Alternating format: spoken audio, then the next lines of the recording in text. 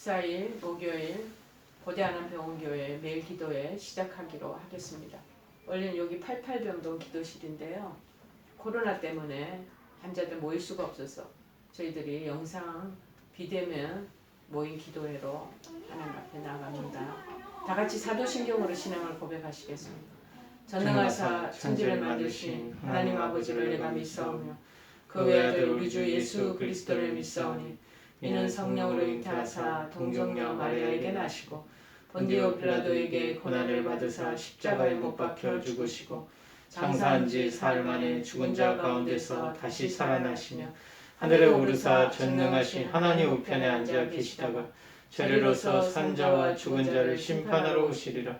성령을 믿사오며 거룩한 공예와 성도가 서로 교통하는 것과 죄를 사하여 주시는 것과 몸이 다시 사는 것과 영원히 사는 것을 믿사옵나이다. 아멘.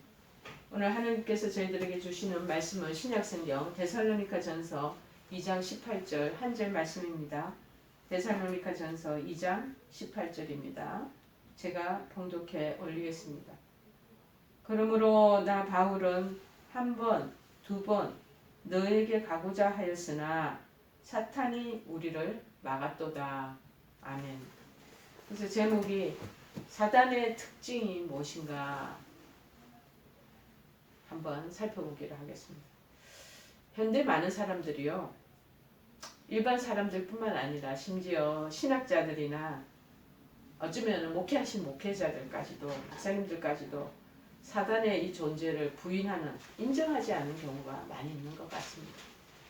일반적으로 그들은 말하기를 오늘날처럼 이렇게 과학 문명이 발달한 시대에 사탄이나 귀신의 존재는 결코 있지 않다라고 말하고 주장하는 거죠. 그리고 사단은 이제 단지 심리적인 두려움에 의해서 상상 속에서 느껴지는 그런 공포감, 네가 만들어낸 거야 라고 그들을 언급합니다. 그러나 오늘 본문에서 사도 바울은 자신이 몇 번이고 데살로니가 교회에 가고자 애를 썼지만 사단이 그 길을 막았다라고 직접 말하고 있습니다. 그리고 복음서에서도요, 예수님께서 친히 하나님의 구원의 역사를 방해하려는 사단의 괴계가 극심함을 가르쳐 주셨습니다. 마태복음 13장 39절에 보면 이렇게 나옵니다. 가라지 비유의 설명에서 가라지를 뿌리는 원수는 마귀요, 그랬습니다. 사단이요, 이렇게 말씀도 또 하셨고요. 누가복음 10장 18절에서도 또 이렇게 말씀합니다. 예수께서 이르시되 사탄이 하늘로부터 번개같이 떨어지는 것을 내가 보았노라. 이렇게 예수님도 언급하셨고, 그리고 바울도 직접 그이들의 언급하고 있지 않습니까?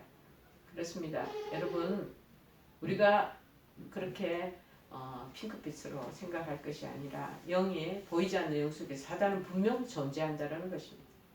지금도 우는 사자같이 두루다니며 삼킬 자를 찾고 있다라고 베드로전서 5장 8절에는 말합니다. 제가 한번 읽어보겠습니다. 근신하라, 깨어라, 너희 대적 마귀가 우는 사자같이 두루다니며 삼킬 자를 찾나니.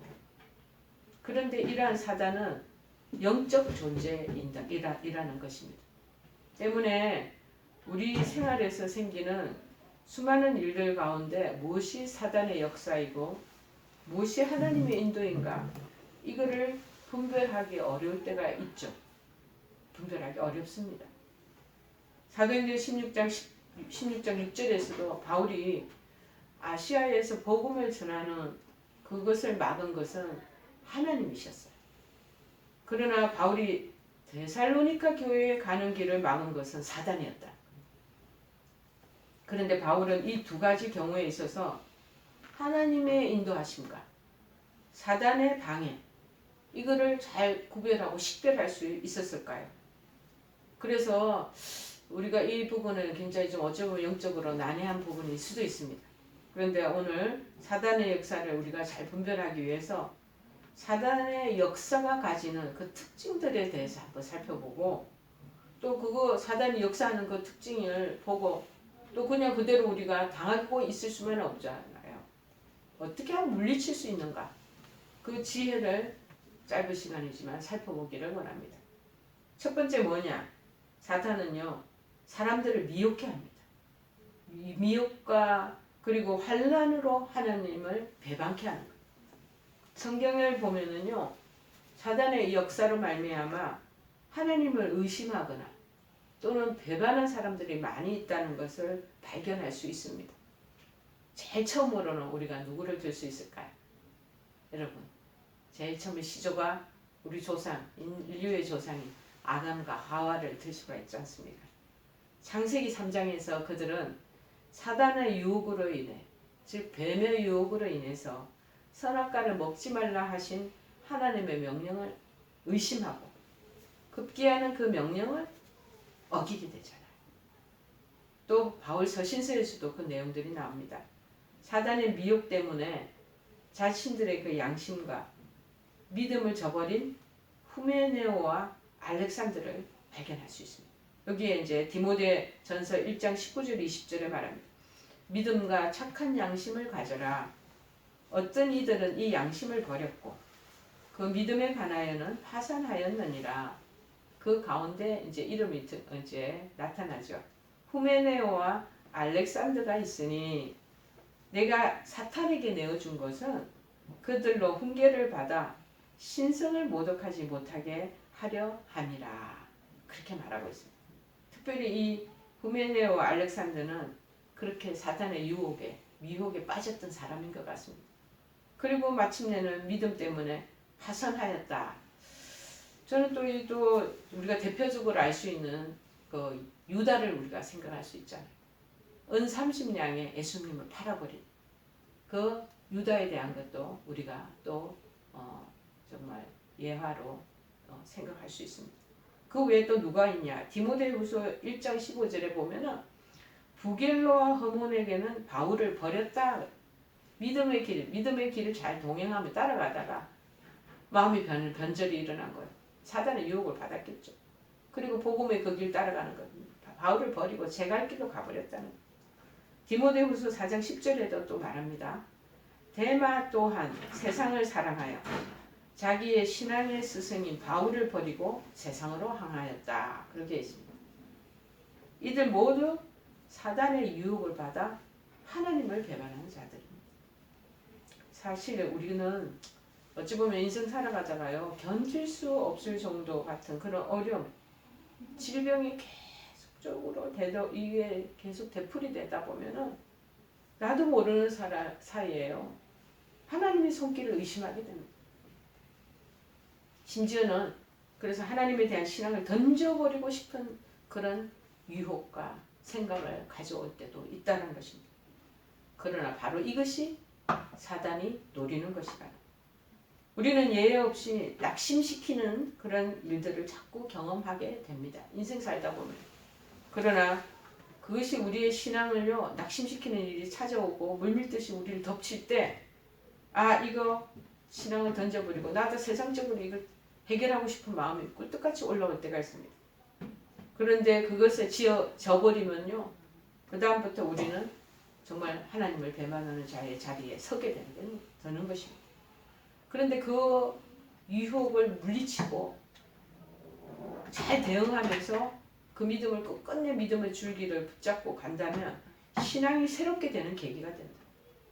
하나님을 그런데 의심하게 된다면 이거 사단의 역사가 나를 누르고 있구나 라고 얼른 눈치를 채야 되고 인식을 해야 될 줄을 압니다. 그래서 사단은 미혹과 환난으로 하나님을 배반하게 한다. 믿음에서 떨어져 나가게 한다. 믿음의 사람으로부터 등을 돌리게 한다. 라는 것을 우리가 사단의 특징이구나 하고 아시면 좋겠습니다. 두 번째 뭐냐? 사단은요, 또 반대로 너무 낙담하거나 어려움에 빠진 사람을 공격하기도 하지만 정말 성공의 기쁨에 들뜬 자들을 또 잘 공격합니다. 우리는 실패보다는 성공했다라는 것이 우리 신앙에 더 위험한 요소로 작용할 때가 많다는 것을 잘 아셔야 됩니다. 베드로는 그의 신앙 고백에 예수님으로부터 큰 칭찬을 들은 직후에 사단의 말을 하는 자가 되었잖아요. 제가 이 말씀의 그 내용들을 한번 찾아보니까 마태복음 16장 13절에서 23절 내용을 쫙 보니까 그 내용이 연결이 되더라고요. 죽음과 부활을 처음으로 말씀하시자 베드로가 예수님 붙들고 항변하면서 주님 그리 마소서. 그래 하면 안 됩니다. 이 죽음의 일이 결코 주님께 미치지 아니할 것입니다. 그렇게 하게 됩니다. 그렇게 하자 23절에서 예수님께서 돌이키시며 베드로에게 말씀하십니다. 사탄아 내 뒤로 물러가라. 너는 나를 넘어지게 하는 자로다. 네가 하나님의 일을 생각하지 아니하고 도리어 사람의 일을 생각하는도다. 그렇게 말씀하셨어요. 그렇습니다. 정말 예수님께 인정받고 정말 베드로가 정말 기도의 산에 함께 기도하러 올라갔을 정도로 늘 동행하고 다니셨잖아요. 데리고 다니셨어요. 얼마나 마음이 들 때. 그런데 예수님이 죽음의 길에 들어가고 3일 만에 부활할 거라는 것을 그들이 듣고 막 그 부분에 대해서 항의를 막 안 됩니다. 주님이 왜 죽습니까? 왜 돌아가십니까? 그렇게 말하니까 하나님의 크신 뜻을 잊어버리는 거예요. 우리는 지금 눈앞에 있는 시각적이고 현재적인 그 상황들만 보지 그 상황의 뒷길에 있는 뒤안길 뛰어넘어서 있는 그러한 영적인 일들은 감지를 하지 못하는 연약한 존재다라는 것이죠. 그래서 사단에게 넘어가지 말아라.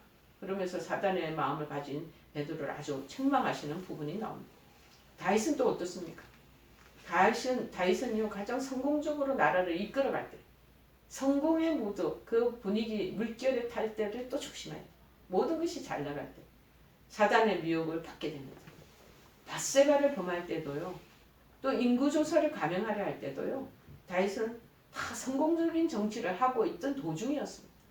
사무엘하의 11장에도 보고 역대상 21장에도 그 내용이 나옵니다. 이처럼 사단은요. 항상 성도가 삶 속에서 우리가 성공하고 그로 인해서 안일해진 틈을 노리고 있다는 것. 그 성공이요. 신앙적이 됐든지 또는 아니면 세상적이 됐든지 성도가 그것으로 인해서 마음이 들떠서 그러고 있으면 교만해지기 시작해요. 내가 교만해진다는 걸 모르죠. 근데 뭔가 들뜨고 뭔가 승승장구하고 잘 되는 것 같다라는 것이 있으면 그 틈을 이용해 사단은 공격한다는 것입니다. 사실 우리도 영적으로 신앙의 길을 걸어갈 때 이 작전 기도를 많이 하잖아요. 아니면 금식 기도를. 저도 한때 옛날에는 금식 기도를 엄청 많이 해요. 작전 기도도 엄청 많이 해요. 그리고 또 주일 예배를 잘 드리고 기쁨이 빠져서 올 때 집안에서 들어오는 우리 가족들 사이에서 막 분쟁이 일어나고 서로 다툼이 일어날 때가 이 시험에 빠지는 경우가 있지 않습니까? 따라서 우리는 아무리 평안하고 문제가 없을 때라도 절대 안일한 안도감에 빠져 있어서는 안 된다는 거예요. 세 번째는 사단의 역사의 특징. 그 두 가지 어려움과 낙심에 빠져 있는 상황과 환경. 성공에 승승장구하는 그 처지. 그런데 그럼 어쩌란 말인가? 여러분, 사단은 어떤 사람을 손대지 못하고 해치지 못하는 줄 아세요? 깨어있는 자. 현대사회가 얼마나 복잡합니다. 이 복잡한 사회 속에 살아가는 우리는 때때로는 영적으로 분별력을 잃어버릴 때가 많이 있습니다.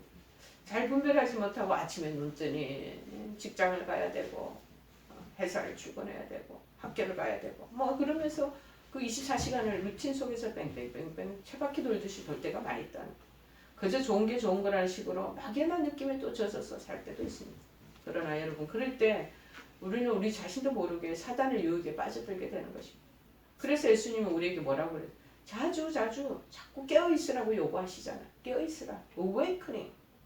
마지막 때가 되면은 방탕함과 술 취함과 생활의 염려로 사람들의 마음이 어두워질 것이라고 말씀하시면서 누가복음 21장 34, 36절에 말합니다. 예수님은 너희는 장차 올 이 모든 일을 능히 피하고 인자 앞에 서도록 항상 기도하며 깨어있으라 라고 말씀하고 계십니다.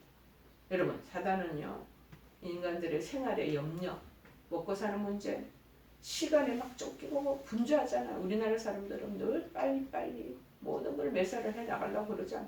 우리를 미혹합니다. 그리고 우리 어떤 경우에는 지나친 여유와 안일한 생각을 가지게 하여서 우리를 또 넘어뜨리고 잡아뜨리게 하는 거죠. 그리고 실제로 이러한 사단의 미혹들로 인해 많은 믿는 자들이 넘어지기도 합니다.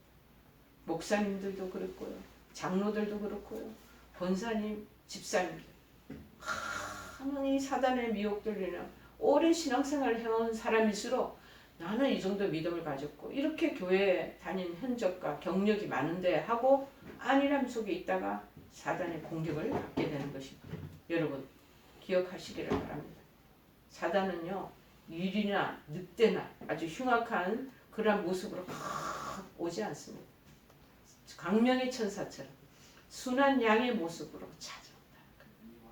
그리고 이러한 사단의 역사를 생활의 염려로 찌든 마음과 또 죄로 인해 어두우신 마음 그리고 아니란 생각으로 어떻게 분별할 수 있겠습니까?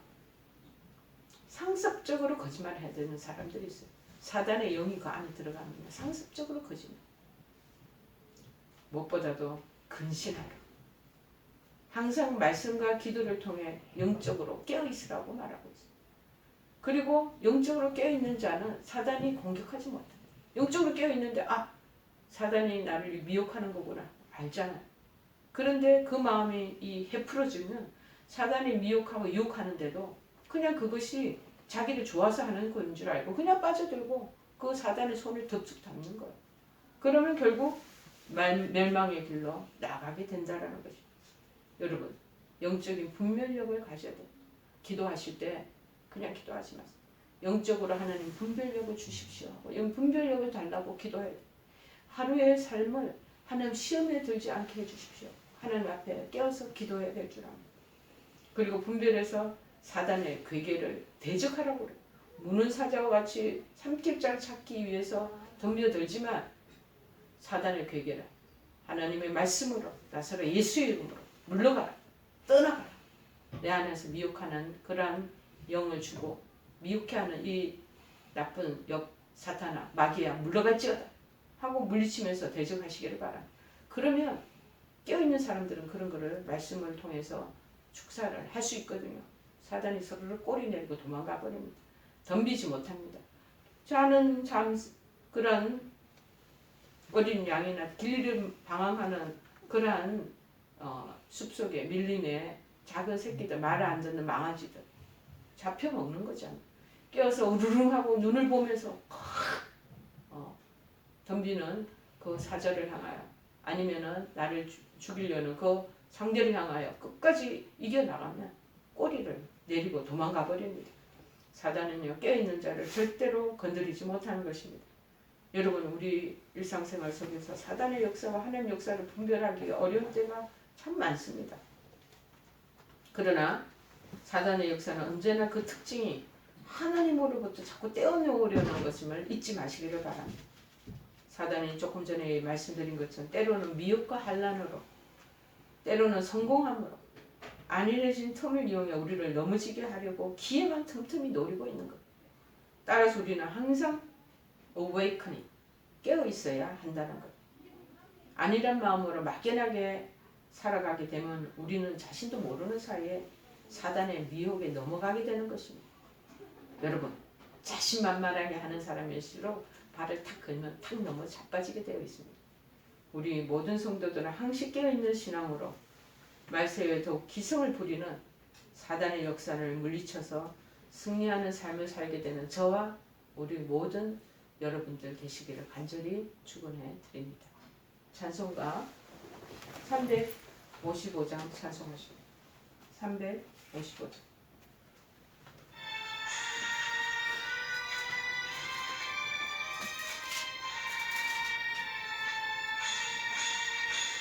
다같이 일어나 용감히 싸워라 저 마귀 물리치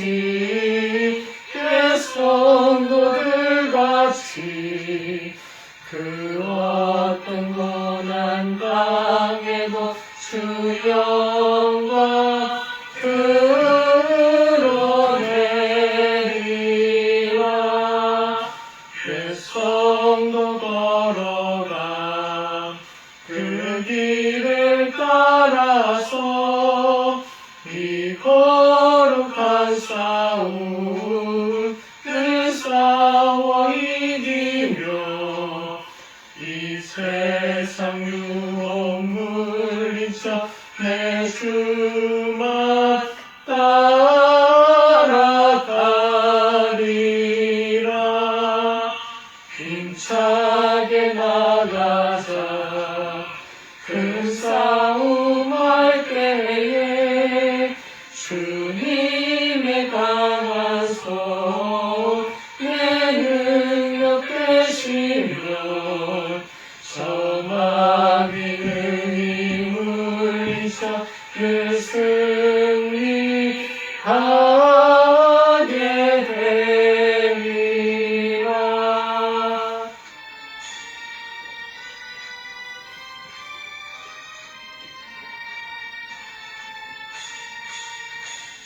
주님만 의지해 힘차게 나가자. 이 거룩한 싸움 곧 끝이 나리니 저 승리의 혈육안을 내 주가 주시리로다.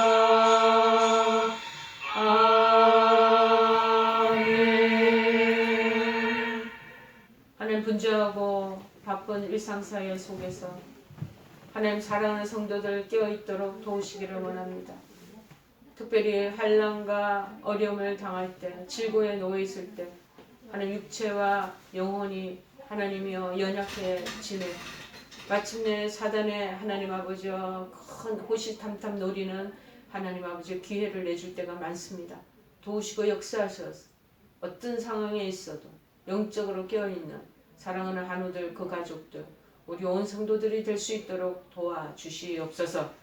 지금은 우리 주 예수 그리스도의 크신 은혜와 하나님 아버지의 극진하신 사랑하심과 성령님의 교통역사 충만하시는 은총이 늘 깨어서 기도할 때 사단의 모든 공격들을 파하게 되고 마침내 하나님의 이름으로 승리하게 될 줄을 믿고 나아가는 사랑하는 모든 우리 한우들과 그 가족들 위에와 특별히 우리 병원 교회 위에와 사랑하는 모든 하나님 기도하는 주의 종들 위에 지금부터 영원토록 함께 하옵시기만을 간절히 축원하옵나이다. 아멘.